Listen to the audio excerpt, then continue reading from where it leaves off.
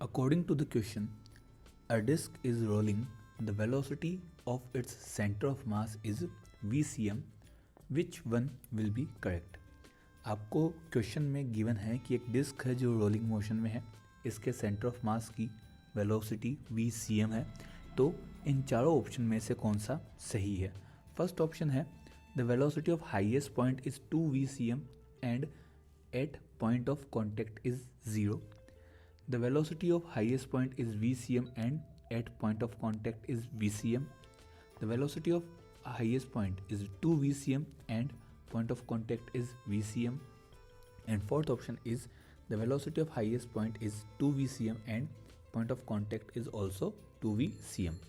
तो क्वेश्चन में आपको गिवन है कि आपके पास में कोई एक सर्कुलर डिस्क है. अब इस सर्कुलर डिस्क में आपके पास जब ये रोलिंग मोशन होगी तो हर पॉइंट की वेलोसिटी अलग अलग होती है. अगर हम हाईएस्ट पॉइंट की बात करें जहाँ पर सेंटर ऑफ मास vcm से मोशन करता है, तो हाईएस्ट पॉइंट भी 2 vcm से मोशन करने लगेगा. वहीं पर लोएस्ट पॉइंट की बात की जाए तो लोएस्ट पॉइंट पर वेलोसिटी होती है हमेशा 0. ठीक है, तो इसको देखते हुए हमारे पास ऑप्शन बनेगा first, that the velocity at highest point is 2 vcm and at point of contact it is 0.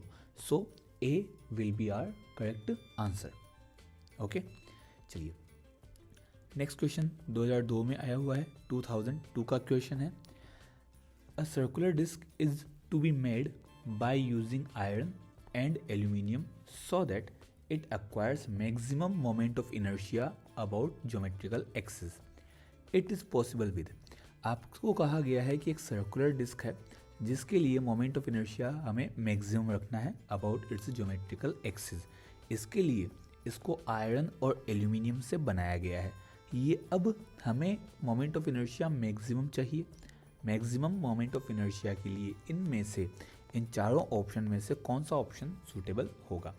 First option is aluminium at interior and iron surrounding it. Iron at interior and aluminum surrounding it. Using iron and aluminum layers in alternate order. Sheet of iron is used at both external surface and aluminum sheet as internal layers. देखिए, अब आपको moment of inertia maximum रखना है किसी disc के लिए. आपके पास कोई सर्कुलर डिस्क है, वो हमेशा किससे बनती है? वो रिंग्स से मिलकर बनी होती है. अलग अलग रिंग को आप जब एक पर्टिकुलर ऑर्डर में अरेंज करते हो तब जाकर आपके पास एक सर्कुलर डिस्क बनती है. अब मोमेंट ऑफ इनर्शिया को मैक्सिमम रखने के लिए आपको मास डिस्ट्रीब्यूशन मैक्सिमम करना पड़ेगा. मोमेंट ऑफ इनर्शिया का फॉर्मूला होता है mr², और अगर डिस्क की बात है तो mr²/2. तो इस mr²/2 में आप मास तो फिक्स कर सकते हो, बचा r. तो ये r क्या है? Mass distribution. मास डिस्ट्रीब्यूशन को आप जितना ज़्यादा करोगे उतना ही ज़्यादा मोमेंट ऑफ इनर्शिया अपने पास आएगा. अब हमारे पास यहाँ पर डेंसिटी ऑफ आयरन हमेशा ज़्यादा होती है डेंसिटी ऑफ एल्यूमिनियम से.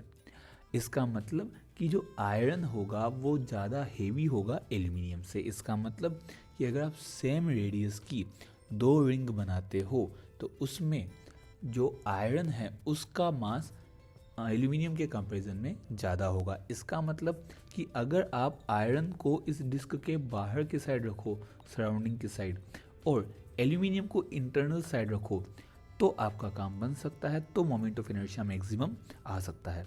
तो ऐसा ऑप्शन अपने को चूज़ करना है जिसमें आयरन तो आउटर साइड हो और इनर साइड को एल्यूमिनियम से बना दिया जाए. ठीक है, तो ऐसा ऑप्शन फर्स्ट ही है. एल्यूमिनियम एट इंटीरियर मतलब अंदर की तरफ एल्यूमिनियम आ जाएगा, and iron surrounding it, iron इसको बाहर से सराउंड कर ले. तो इस कंडीशन में आपके पास मोमेंट ऑफ इनर्शिया मैक्सिमम आने के चांसेस बन जाते हैं. ठीक है, नेक्स्ट आपको क्वेश्चन दे रखा है, a disc is rotating with angular speed omega, if a child sits on it what is conserved.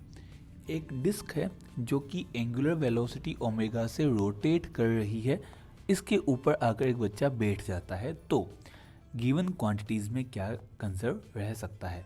Quantities है linear momentum, angular momentum, kinetic energy and potential energy.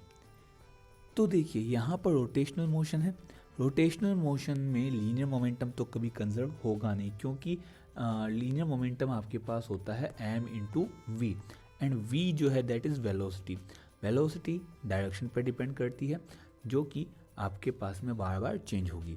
लेकिन अब यहाँ पर हम ये देख सकते हैं कि इस डिस्क के ऊपर जब ये रोटेट कर रही है अपनी ज्योमेट्रिकल एक्सिस के अबाउट, जब ये रोटेट करती है, इस पर कोई चाइल्ड आके बैठ गया तो यहाँ पर एक्सटर्नली कोई फोर्स अप्लाई नहीं हुआ। एक्सटर्नली कोई फोर्स ना लगने से एक्सटर्नली कोई टॉर्क अप्लाई नहीं होगा, और जब नेट टॉर्क एक्सटर्नल ज़ीरो है तो उस कंडीशन में नेट एंगुलर मोमेंटम क्या रहेगा, कंजर्व्ड रहेगा। इसका मतलब इस केस में भी angular momentum conservation principal apply होगा। तो एंगुलर मोमेंटम क्या होगा, यहाँ पर कंजर्व होगा। चलिए अगला क्वेश्चन देखते हैं। अगला क्वेश्चन हमें दे रखा है, a solid sphere of radius r is placed on a smooth horizontal surface. A horizontal force F is applied at height small h from the lowest point for the maximum acceleration of center of mass which is correct. Question में given है एक solid sphere है जिसकी radius capital R है। ये एक smooth horizontal surface पे रखा हुआ है। इसके ऊपर ग्राउंड से h हाइट पर, मतलब लोएस्ट पॉइंट से h हाइट पर एक फोर्स F अप्लाई किया है। सेंटर ऑफ मास के मैक्सिमम एक्सेलरेशन के लिए h और r में कुछ रिलेशंस आपको दे रखे हैं, इनमें से कौन सा सही होगा। तो आपके पास कोई सॉलिड स्फीयर है, इस सॉलिड स्फीयर में आपको दे रखा है कि ये ग्राउंड है, इस ग्राउंड से आपके पास में h हाइट पर, कितनी हाइट पर, h हाइट पर, जबकि इसकी रेडियस क्या है r, h हाइट पर कोई फोर्स F अप्लाई किया गया है। आपको बोला गया है कि इस h और r में रिलेशन क्या होगा। तो देखिए यहाँ पर जो ग्राउंड है वो स्मूथ है। ग्राउंड स्मूथ है, इसका मतलब फ्रिक्शनल फोर्स ज़ीरो होगा। फ्रिक्शनल फोर्स ज़ीरो होने का मतलब यहाँ पर कोई भी रोलिंग मोशन तो हो नहीं सकती। रोलिंग मोशन नहीं हो सकती तो h और r में कोई पर्टिकुलर रिलेशन भी फाइंड आउट नहीं किया जा सकता। इसका मतलब कि यहाँ पर acceleration of centre of mass जो है वो हमेशा इस F फोर्स की पोजीशन से फ्री होगा। आप इस F फोर्स को कहीं भी लगा दो, जब आपके पास में सरफेस ही स्मूथ है, फ्रिक्शन ज़ीरो है, तो इस F की पोजीशन पर इसका एक्सेलरेशन डिपेंड नहीं करेगा। इसका मतलब H और R में आपके पास कोई रिलेशन नहीं फाइंड आउट किया जा सकता। So there is no relation between H and R। Option will be fourth, d option आपके पास आ जाएगा। ठीक है, चलिए अगला क्वेश्चन अपने को दे रखा है, consider a contact point P of a wheel on a ground which rolls on ground without slipping. Then value of displacement of point P when wheel completes half of rotation if radius of wheel is 1 meter. Question दे रखा है कि 1 metre radius का कोई wheel है जिसके lowest point पर एक पॉइंट है P, जो कॉन्टेक्ट पॉइंट है व्हील और ग्राउंड के बीच में, वो है आपका पॉइंट P। ये जो व्हील है ये ग्राउंड पर रोलिंग मोशन करता है। आपसे पूछा गया है कि जब व्हील अपना हाफ राउंड कंप्लीट कर लेता है, आधा रोटेशन कर लेता है, तो उसका डिस्प्लेसमेंट क्या होगा, किसका, पॉइंट P का।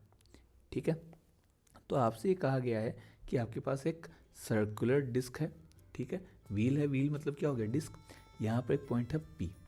अब ये जो डिस्क है, ये जो व्हील है, वो आपके पास में रोलिंग मोशन करने लग रही है।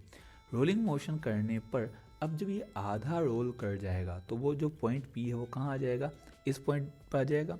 मतलब रोलिंग मोशन में ये टायर आगे भी तो चलेगा, ये व्हील आगे भी चलेगा। तो आपके पास कंडीशन ये बनेगी कि यहाँ पर ये जो पॉइंट P था वो कहाँ आ जाएगा, वो इस पॉइंट से इस पॉइंट तक रोटेट होकर मोशन कर जाएगा। ठीक है, आपको ये डिस्टेंस बतानी है PP, या इसको पॉइंट देते हैं P डैश। तो आपको ये P डैश वाली डिस्टेंस बतानी है। ठीक है, तो यहाँ पर ध्यान दीजिएगा कि ये जो हमारे पास डिस्टेंस है ये आपके पास में सर्कमफ्रेंस के इक्वल है, सर्कमफ्रेंस के हाफ के इक्वल, क्योंकि आपके पास में ये जो व्हील है ये आधा ही रोटेट हुआ है। तो जितनी ये डिस्टेंस होगी उतना ही ये पाथ होगा। अब ये डिस्टेंस होगी आपके पास पाई r, तो ये भी कितना होगा, पाई r। ठीक है, तो ये डिस्टेंस हुई आपके पास में पाई आर। साथ ही साथ ये जो डिस्टेंस है ये डायामीटर के इक्वल है। डायामीटर मतलब कितना हो गया 2r। ठीक है, तो अब आपको चाहिए पी पी डैश। ये हो गया आपके पास हाइपोटेनियस। हाइपोटेनियस का स्क्वायर क्या होगा पाइथागोरस थ्योरम से, वो आप यहाँ पर लगा सकते हो। P p dash square equal to pi r का स्क्वायर प्लस 2r का होल स्क्वायर। सो यहाँ से पी पी डैश बनेगा पाई स्क्वायर प्लस 4। अच्छा, आर की वैल्यू यहाँ पर कितनी दे रखी है 1 मीटर। ठीक है, तो पी पी डैश बन जाएगा पाई स्क्वायर प्लस 4 का अंडर रूट, क्योंकि यहाँ पर पी पी डैश स्क्वायर था, यहाँ पी पी डैश चाहिए, सो ये आ जाएगा root of pi square plus 4 metre. तो पाई स्क्वायर प्लस 4 मतलब ऑप्शन अपना बन जाएगा बी। ठीक है, तो बी ऑप्शन अपने पास आएगा। ओके, तो चलिए अगले क्वेश्चन पे चलते हैं। अगला क्वेश्चन हमें दे रखा है a rod of length 3 metre and its mass per unit length is directly proportional to distance x from one of its end, then its center of gravity from that end will be। Question में आपको एक 3 metre length की एक road दे रखी है जिसका मास per unit length मतलब linear mass density उसकी एक एंड से डिस्टेंस के डायरेक्टली प्रोपोर्शनल है। तो आपको उसी एंड से सेंटर ऑफ ग्रेविटी की लोकेशन पूछी गई है। तो आपके पास में एक रोड है, इस रोड की एक एंड से कुछ डिस्टेंस x मान लेते हैं। ठीक है, यहाँ पर एक छोटा सा एलिमेंट लेते हैं अपन जिसका मास तो हो जाएगा dm और इसकी थिकनेस हो जाएगी dx। ठीक है, साथ ही साथ आपको क्या कहा गया है कि इसकी जो मास पर यूनिट लेंथ है, इसका मतलब linear mass density that is proportional to the x। एक एंड से जो डिस्टेंस है x उसके डायरेक्टली प्रोपोर्शनल है। ठीक है, तो इसका मतलब लेमडा हो गया आपके पास kx के इक्वल, जहाँ k कोई भी एक कांस्टेंट होगा। आपसे पूछा गया है कि इस एंड से सेंटर ऑफ ग्रेविटी की लोकेशन क्या होगी, सेंटर ऑफ ग्रेविटी की डिस्टेंस क्या होगी, ये आपसे पूछा गया है। ठीक है, तो देखिए इसको कैसे करना है। सबसे पहले हमारे पास में सेंटर ऑफ ग्रेविटी का फॉर्मूला होता है r equal to root of d m into x upon integration of d m into x upon integration of d m. ठीक है, अब डी एम की वैल्यू हमारे पास है नहीं भाई, हमारे पास इस डी एम की वैल्यू तो है ही नहीं। तो एक काम करते हैं, हम ये जानते हैं कि इसकी जो मास पर यूनिट लेंथ है मतलब लीनियर मास डेंसिटी लेमडा, वो आपके पास के एक्स के इक्वल है। वैसे लेमडा का फॉर्मूला क्या होता है, लेमडा का फॉर्मूला होता है मास पर यूनिट लेंथ, जो कि आपको किसके इक्वल गिवन है, के एक्स के इक्वल। तो यहाँ से जो डी एम है that will be equal to k x d x. हमें बस ये डी एम की वैल्यू इस इक्वेशन में पुट करनी है और अपना काम बन जाएगा। तो जैसे ही आप पुट करोगे आपके पास r की वैल्यू बनेगी इंटीग्रेशन के x d x into x upon integration के एक्स डी एक्स। अच्छा, अब यहाँ पर लिमिट क्या ले, तो देखिए आपको क्वेश्चन में बोला है कि जो रोड की लेंथ है वो 3 मीटर है, मतलब यहाँ पर 0 से लेकर 3 तक ही ये मास पर यूनिट लेंथ या लीनियर मास डेंसिटी वेराई कर सकती है, चेंज हो सकती है। तो लिमिट कहाँ से कहाँ तक लेनी पड़ेगी अपने को, लिमिट हमें लेनी पड़ेगी 0 से 3 तक, 0 से 3 तक। तो ये आपके पास बन गया, देखिए के तो दोनों में कांस्टेंट है तो के तो आ जाएगा बाहर दोनों में ही। ठीक है, और बाहर आके ये कैंसिल हो जाएगा, फिर भी के से के अपन बाद में काट देंगे। ये बना 0 से 3 x square D x upon 0 से 3 एक्स डी एक्स। यहाँ पर के से के तो कट ही जाएगा। एक्स स्क्वायर का इंटीग्रेशन होता है एक्स क्यूब अपॉन 3, लिमिट 0 से 3 तक, और x का इंटीग्रेशन होता एक्स स्क्वायर अपॉन 2, यहाँ भी लिमिट 0 से 3 तक। पहले अपर लिमिट रखी जाएगी तो ये बन जाएगा 3 का क्यूब अपॉन 3 माइनस 0, नीचे बनेगा 3 का स्क्वायर अपॉन 2 माइनस 0, मतलब ऊपर तो बन गया, देखिए 3 से ये 3 का क्यूब कैंसिल होगा, 3 का स्क्वायर बचेगा मतलब 9, नीचे मिलेगा आपको 9/2, 9 से 9 कैंसिल, 2 जाएगा ऊपर। तो ये जो r है ये 2 मीटर के इक्वल आ जाएगा। लेंथ 3 मीटर थी, तो यहाँ पर r कितना आ जाएगा 2 मीटर। ठीक है, तो 2 मीटर मतलब ऑप्शन हमारा बन जाएगा यहाँ पर बी ऑप्शन अपना राइट आंसर आएगा। जब भी इस टाइप के क्वेश्चन आए कि linear mass density, surface mass density, ये सब लेंथ के या रेडियस के प्रोपोर्शनल हो, तो हमें इंटीग्रेशन की हेल्प लेनी पड़ेगी, चाहे वो मोमेंट ऑफ इनर्शिया करना हो, चाहे वो सेंटर ऑफ मास या सेंटर ऑफ ग्रेविटी निकालना हो, तीनों में ही ये कॉन्सेप्ट अप्लाई होता है। ठीक है, चलिए अगला क्वेश्चन देखते हैं। A thin circular ring of mass capital M and radius small r is rotating about its axis with a constant angular velocity omega. Four objects, each of mass small m, are kept gently to the opposite ends of two perpendicular diameters of the ring. The angular velocity of the ring will be. Question में क्या कहा गया है? Question में कहा गया है कि आपके पास एक थिन सर्कुलर रिंग है, एक थिन सर्कुलर रिंग आपको दे रखी है जिसका मास कैपिटल M और रेडियस स्मॉल r है। रेडियस क्या है? स्मॉल r आपको क्वेश्चन में दे रखा है। अब ये जो डिस्क है ये अपनी एक्सिस के अबाउट, इसकी एक्सिस हो जाएगी यहाँ पर सेंटर में परपेंडिकुलर हो जाएगी, इसके अबाउट ये ओमेगा एंगुलर वेलोसिटी से रोटेट कर रही है जो कि कांस्टेंट है।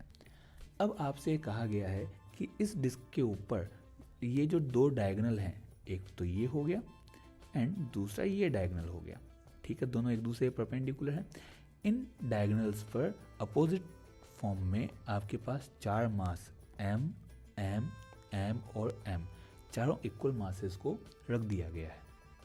ठीक है, जेंटली रखा है, इस वर्ड पे ध्यान दीजिएगा। जेंटली या धीरे से रखने का मतलब है एक्सटर्नली कोई फोर्स अप्लाई नहीं हुआ है। फोर्स अप्लाई नहीं होने की वजह से एक्सटर्नली कोई भी टॉर्क भी अप्लाई नहीं होगा। इसका मतलब जो टोटल एंगुलर मोमेंटम है वो हमेशा कैसा रहेगा? कंजर्व रहेगा, कांस्टेंट रहेगा। इनिशियली एंगुलर मोमेंटम आपके पास होता आई ओमेगा, बाद में भी क्या होना चाहिए? आई ओमेगा ही होना चाहिए। नेट आई ओमेगा ही आपके पास आना चाहिए। ठीक है, तो अब यहाँ पर I1 ओमेगा 1 लिख लेते हैं, इधर हो जाएगा I2 ओमेगा 2। ठीक है, अब यहाँ से आपके पास में ओमेगा 2, यहाँ से ओमेगा 2 आपके पास हो जाएगा I1 upon I2 into omega 1। ठीक है, अच्छा I क्या है? I है मोमेंट ऑफ इनर्शिया। अब मोमेंट ऑफ इनर्शिया हमारे पास में हो जाएगा एम के स्क्वायर। ठीक है, ओमेगा 2 क्या हो जाएगा? एम के स्क्वायर ओमेगा 1 की जगह ओमेगा था अपॉन, अब जो I2 है वो किसकी वजह से आएगा? इनिशियली तो मास कैपिटल M था, अब आपने 4 स्मॉल m मास और रख दिए तो टोटल मास क्या हो जाएगा? Capital M plus 4 small m के स्क्वायर। ये हो गया आपका I2। क्या कैंसिल होगा? तो हमें दिख रहा है के स्क्वायर से के स्क्वायर कट जाएगा। ठीक है, तो ओमेगा 2 हमारे पास फाइनली बचेगा m omega upon capital M plus 4 small m। ये अपना आंसर आना चाहिए, capital M omega upon m plus 4 small m। तो ऐसा ऑप्शन हमें B दिख रहा है, तो B अपना राइट आंसर होगा। ठीक है, चलिए अगले क्वेश्चन को भी देख लेते हैं। अगले क्वेश्चन में हमें दे रखा है a solid cylinder of mass capital M and radius capital R rolls without slipping down an inclined plane of length L and height h. What is the speed of its center of mass when the cylinder reaches its bottom? ये 2003 and 1989 दो बार आया हुआ question है। Question में आपसे क्या कहा गया है कि आपके पास में एक इंक्लाइंड प्लेन है कुछ इस टाइप से, यहाँ पर एक सॉलिड सिलेंडर आपके पास रखा हुआ है, ये रोलिंग मोशन करता हुआ नीचे आता है। इस इंक्लाइंड प्लेन की हाइट आपके h दे रखी है और लेंथ है आपके पास में l, लेंथ को l से शो कर रखा है। क्वेश्चन में ये बोला है what is the speed of its centre of mass when the cylinder reaches it's bottom. जब ये सिलेंडर रोल करता हुआ बॉटम तक आ जाएगा तो इसके सेंटर ऑफ मास की स्पीड क्या होगी। तो देखिए, जैसे ही ये सिलेंडर रोलिंग मोशन करता हुआ नीचे की ओर आएगा, इसकी जितनी भी पोटेंशियल एनर्जी थी वो सारी की सारी किस में कन्वर्ट हो जाएगी? काइनेटिक एनर्जी में। ऐसा क्यों? क्योंकि ये जो रोलिंग मोशन करता हुआ नीचे आएगा तो नीचे आने में इफेक्ट होगा ग्रेविटी का, और ग्रेविटी होता है कंजर्वेटिव फोर्स। कंजर्वेटिव फोर्स में वर्क डन पाथ पर डिपेंड नहीं करता और साथ ही साथ टोटल मैकेनिकल एनर्जी कंजर्व रहती है। इसका मतलब जितना भी पोटेंशियल एनर्जी में लॉस होगा उतना ही काइनेटिक एनर्जी में गेन होगा। एक का लॉस दूसरे के गेन के इक्वल होगा। तो जितनी पोटेंशियल एनर्जी कम होगी उतना ही काइनेटिक एनर्जी बढ़ेगी, या ये कह दें कि इन दोनों का सम हमेशा कांस्टेंट रहेगा। तो इनिशियली पोटेंशियल एनर्जी mgh थी, काइनेटिक एनर्जी 0 थी। ठीक है, जैसे ही ये सिलेंडर बॉटम पे आएगा इसके पास में सिर्फ और सिर्फ काइनेटिक एनर्जी बचेगी, पोटेंशियल एनर्जी 0 हो जाएगी। ठीक है, तो mgh। अब रोलिंग मोशन में काइनेटिक एनर्जी होती है दो टाइप की। एक होती है आपके पास में ट्रांसलेशनल, जिसे हम लिखते हैं हाफ mv², और दूसरी होती है रोटेशनल, जिसका फॉर्मूला होता है हाफ I⍵²। ठीक है, अब सिलेंडर है तो हाफ mv² में तो कोई चेंज नहीं करेंगे। I को हम लिख सकते हैं सिलेंडर के लिए mr²/2, सॉलिड सिलेंडर था। ओमेगा हो जाएगा v²/r², v²/r², ओमेगा स्क्वायर की जगह अपन रख सकते हैं। ठीक है, तो अब यहाँ पर क्या कैंसिल हो रहा है उसको देख लीजिए। r² से r² कैंसिल होगा और आपके पास बनेगा half mv² plus 1/4 mv² equal to mgh। यहाँ पर आप m को भी तीनों साइड से कॉमन लेके काट सकते हैं। तो आपके पास इक्वेशन अब बनी gh equal to 3/4 v²। So v² बना आपके पास 4/3gh। यहाँ से v आपका आ जाएगा √4/3gh। वेलोसिटी की वैल्यू आ गई √4/3gh। ठीक है, तो रूट में 4/3gh कौन सा ऑप्शन है? Option c. तो ऑप्शन सी आपका राइट आंसर आपको मिलेगा। ठीक है, चलिए अगला क्वेश्चन देखते हैं। नेक्स्ट क्वेश्चन में आपको दे रखा है a ball rolls without slipping, the radius of gyration of the ball about an axis passing through its center of mass is k. If radius of the ball be capital R, then the fraction of total energy associated with its rotational energy will be। Question में बोला है एक ball है जो कि बिना sleeping के rolling motion कर रही है। इसकी रेडियस ऑफ gyration k दे रखा है, जबकि बॉल की रेडियस क्या है? r है। अब आपसे पूछा गया है कि रोटेशनल एनर्जी टोटल एनर्जी का क्या फ्रैक्शन होगी, या ये कह दें rotational energy and total energy का आपसे रेशियो पूछा गया है। ठीक है, तो आपसे के रोटेशनल अपॉन के टोटल आपसे पूछी गई है। ठीक है, ये आपसे पूछा गया काइनेटिक एनर्जी रोटेशन की अपॉन काइनेटिक एनर्जी टोटल। ठीक है, तो हमारे पास रोटेशनल काइनेटिक एनर्जी होती है हाफ I⍵² और वहीं पर टोटल काइनेटिक एनर्जी होती है half mv² plus half I⍵², जहाँ I मोमेंट ऑफ इनर्शिया है और ओमेगा इसकी एंगुलर वेलोसिटी हो जाएगी। अब यहाँ पर हम लिख सकते हैं हाफ I की जगह mk², जहाँ k क्या है? तो रेडियस ऑफ gyration को आपने k से शो किया हुआ है क्वेश्चन में। ओमेगा की जगह हो जाएगा आपके पास v²/r², ओमेगा स्क्वायर की जगह v²/r²। अपॉन में आपके पास में वैल्यू बनेगी half mv² plus again half mk² v²/r²। देखिए इसको हम थोड़ा सा और सोल्व करते हैं तो ये बनेगा हाफ mv² k²/r²। नीचे बनेगा half common mv² common 1 plus k²/r²। क्या कैंसिल होगा? दिख ही रहा है, हाफ mv² से हाफ mv² कैंसिल। तो ये आपके पास बना k²/r²। नीचे एलसीएम ले लेंगे तो r² प्लस k² में r²। यहाँ पर अगेन r² से r² कैंसिल। तो आपके पास में kinetic energy of rotation upon total kinetic energy मिलेगी k²/r² प्लस k²। तो टोटल एनर्जी का इतना ही फ्रैक्शन होगी, कौन? Rotational energy, k² plus r²। मतलब ऑप्शन आ गया आपके पास सी ऑप्शन। नेक्स्ट क्वेश्चन देखते हैं। चलिए तो अगले क्वेश्चन में आपको दे रखा है a stone is tied to a string of length L and is wheeled in a vertical circle with the other end of the string at the center. At the certain instant of time, the stone is at its lowest position and has a speed u. The magnitude of the change in velocity as it reaches a position where the string is horizontal, g being acceleration due to gravity is. Question में ये बोला है कि किसी stone को, किसी पत्थर को L लेंथ की स्ट्रिंग से बांधकर एक वर्टिकल सर्कल में घुमाया गया है। अब यहाँ पर जो दूसरा एंड है स्ट्रिंग का वो एज अ सेंटर बिहेव करेगा। अब किसी टाइम पर जब स्टोन अपनी लोएस्ट पोजीशन पर था तब उसकी स्पीड u है। अब आपसे पूछा गया है कि जब स्ट्रिंग हॉरिजॉन्टल हो जाती है, जब स्टोन अपनी हॉरिजॉन्टल पोजीशन पे पहुंच जाता है, उस टाइम चेंज इन वेलोसिटी का मैग्नीट्यूड क्या होगा, जहां g acceleration due to gravity है। मतलब आपसे ये कहा गया है कि यहाँ पर कोई स्टोन था अपनी लोएस्ट पोजीशन पर जिसकी इनिशियल वेलोसिटी है u। अब ये घूमते घूमते कहाँ पहुँच गया, अपनी हॉरिजॉन्टल पोजीशन पर। मतलब अब ये यहाँ आ गया। यहाँ इसकी वेलोसिटी कंसिडर कर लेते हैं v है, तो यहाँ वेलोसिटी होगी u वेक्टर, यहाँ वेलोसिटी होगी v वेक्टर। आपसे magnitude of the change in velocity पूछा गया है, मतलब डेल्टा v हमारे पास हो जाएगा फाइनल माइनस इनिशियल। आपको इसका मैग्नीट्यूड पूछा गया है, ठीक है। तो इस पूरी टर्म का आपको मैग्नीट्यूड चाहिए।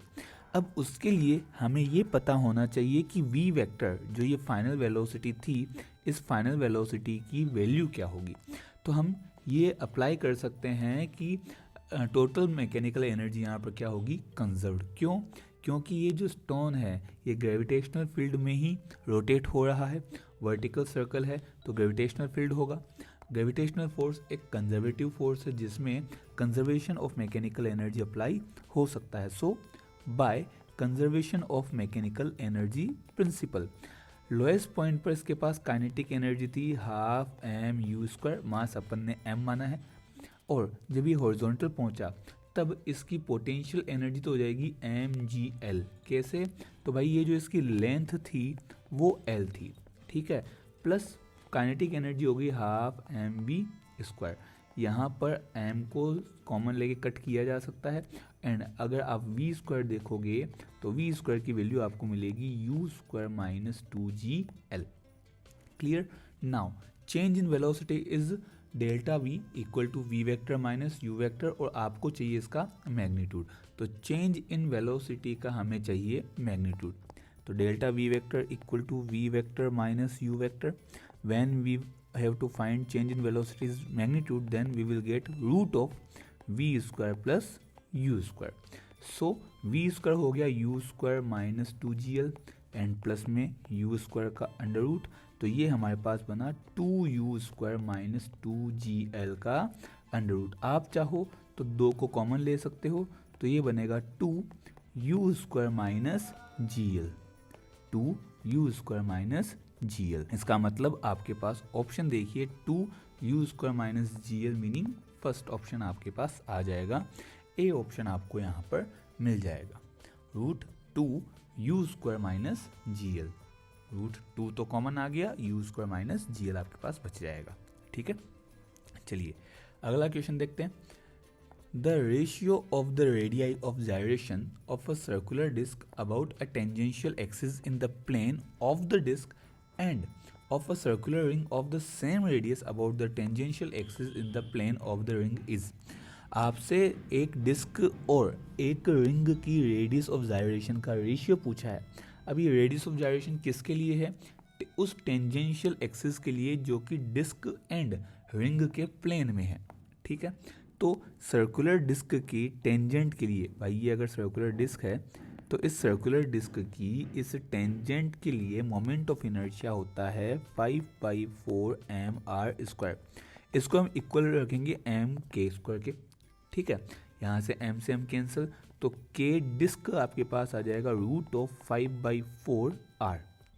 इसी तरह से अगर हम एक रिंग की बात करें, उसकी टेंजेंट जो कि प्लेन में हो, उसके लिए आई होता है 3/2 mr²। इसको भी किसके इक्वल पुट करना पड़ेगा, इसको m के स्क्वायर के इक्वल पुट करोगे, यहाँ पर m से m तो कैंसिल हो जाएगा और जो k की वैल्यू है आपके पास वो आ जाएगी रिंग के लिए कितनी, √3/2r। √3/2r आपके पास वैल्यू आ जाएगी। तो डिस्क की रेडियस ऑफ जायरेशन है, रिंग की रेडियस ऑफ जायरेशन है, दोनों का रेशियो करना है। तो रेशियो कर देते हैं भाई इसका, k disc upon k ring.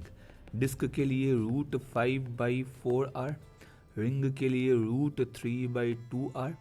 क्या क्या कैंसिल होगा, r से r कैंसिल, 2 से ये 4 कैंसिल 2 टाइम, तो ये बनेगा √5/√3 इंटू √2 विच इज़ √5/6। √5/6 या √5/√6 ऑप्शन आ जाएगा आपका सी ऑप्शन इस क्वेश्चन का राइट आंसर अपने को मिलेगा। ठीक है, चलिए नेक्स्ट क्वेश्चन भी देखते हैं। Around disc of moment of inertia I2 about its axis perpendicular to its plane and passing through its center is placed our another disk of moment of inertia I1 rotating with a angular velocity omega about the same axis. The final angular velocity of the combination of disk is। Question में कहा गया है कि आपके पास एक disc है, इस disc का आपके पास में जो मोमेंट ऑफ इनर्शिया है वो I1 है और ये अपनी एक्सिस के अबाउट ओमेगा वेलोसिटी से रोटेट कर रही है। ठीक है, अब आपसे कंडीशन ये बोली गई है कि इस सेम डिस्क में जो कि ये पहले ओमेगा स्पीड से चल रही थी, इस सेम डिस्क के ऊपर एक दूसरी डिस्क भी रख दी गई है। इसी के जस्ट ऊपर क्या किया गया है, एक दूसरी डिस्क को भी प्लेस कर दिया गया है। ठीक है, एक्सिस सेम है, अब इसकी जो रोटेशनल स्पीड होगी वो ओमेगा डैश है। तो आपसे ये कहा गया है कि ये जो ओमेगा डैश है, इस ओमेगा डैश की वैल्यू कितनी होगी। तो देखिए, एक्सटर्नली कोई भी टॉर्क अप्लाई किया नहीं गया है। जब एक्सटर्नली टॉर्क 0 है तो इसका मतलब टोटल एंगुलर मोमेंटम कंजर्व्ड होगा। So by conservation of angular momentum, conservation of angular momentum से इनिशियल एंगुलर मोमेंटम इक्वल होगा फाइनल एंगुलर मोमेंटम के।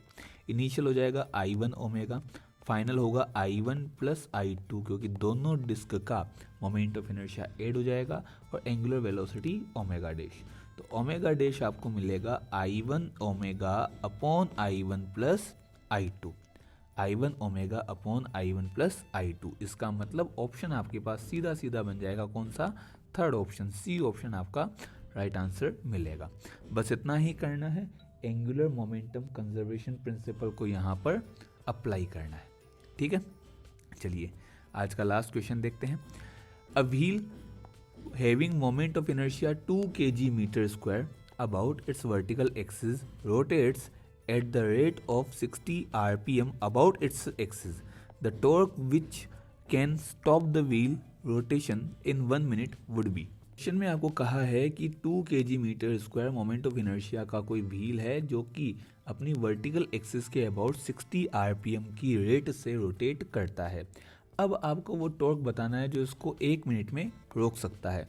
तो टॉर्क का हमारे पास फॉर्मूला होता है I अल्फा एंड अल्फा होता है omega final minus omega initial upon time.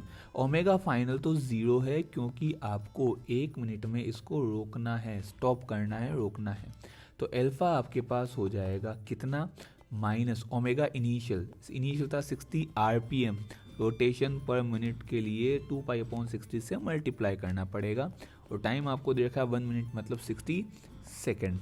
तो 60 से 60 कैंसिल, ये 2 से 60 कैंसिल, 30 टाइम, तो आपके पास अल्फा आ गया -π/30। ठीक है, तो आपके पास यहाँ से जब वैल्यू रखोगे तो टॉर्क आ जाएगा टो इज इक्वल टू आई की जगह 2, अल्फा की जगह -π/30, 2 से 30 गया 15 टाइम, तो टो आ जाएगा आपके पास में -π/15। और अगर सिर्फ मैग्नीट्यूड ही लेना हो तो ये हो जाएगा आपके पास केवल और केवल π/15 न्यूटन मीटर, π/15 न्यूटन मीटर, ये अपना आंसर आएगा। तो ऑप्शन कौन सा मिल जाएगा अपने को, सी ऑप्शन अपना आंसर अपने को मिल जाएगा।